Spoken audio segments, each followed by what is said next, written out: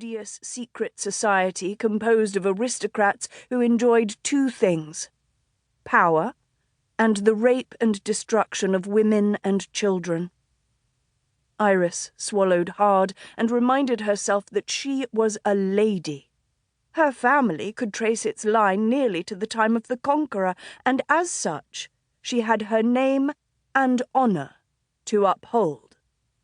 These creatures might kill her, and worse, but they would not take her dignity. "My lords!" the Dionysus called, raising his arms above his head in a theatrical gesture that showed very little taste, but then he was addressing an audience of nude, masked men. "My lords, I welcome you to our spring revels. Tonight, we make a special sacrifice. The new Duchess of Kyle."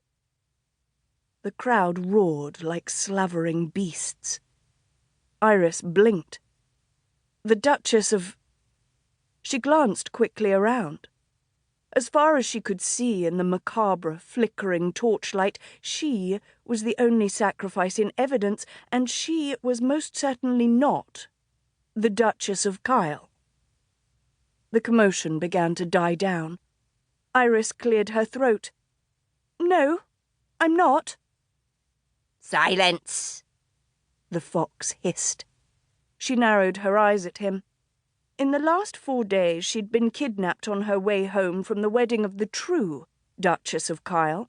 She'd been bound, hooded, and thrown on the floor of a carriage, where she'd remained as the carriage bumped over road after rutted road. And then, on arrival at this place, she'd been shoved into a tiny stone hut without any sort of fire. She had been starved and had only a few cups of water to drink. Last, but most definitely not least, she'd been forced to relieve herself in a bucket.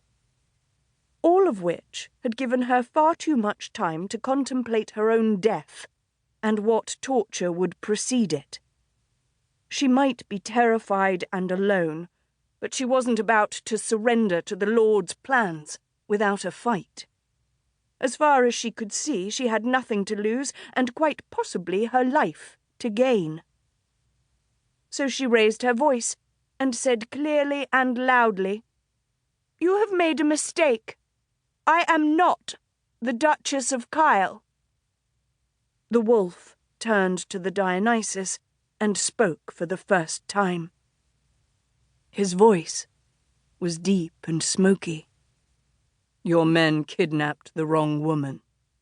"Don't be a fool," the Dionysus snapped at him. "We captured her 3 days after her wedding to Kyle." "Yes, returning home to London from the wedding," Iris said. "The Duke of Kyle married a young woman named Alf, not me.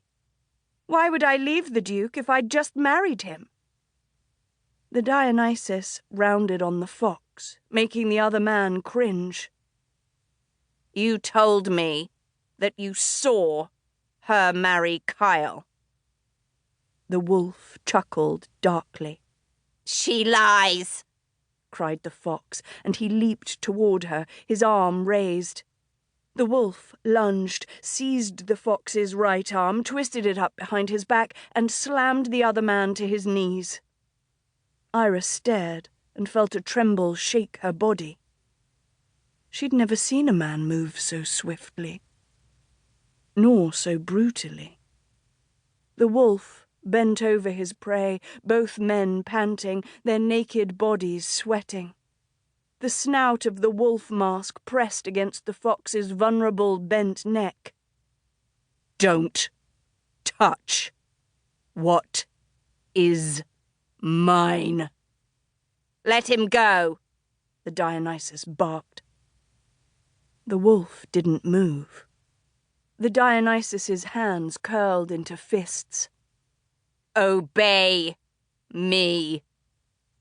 The wolf finally turned his mask from the fox's neck to look at the Dionysus.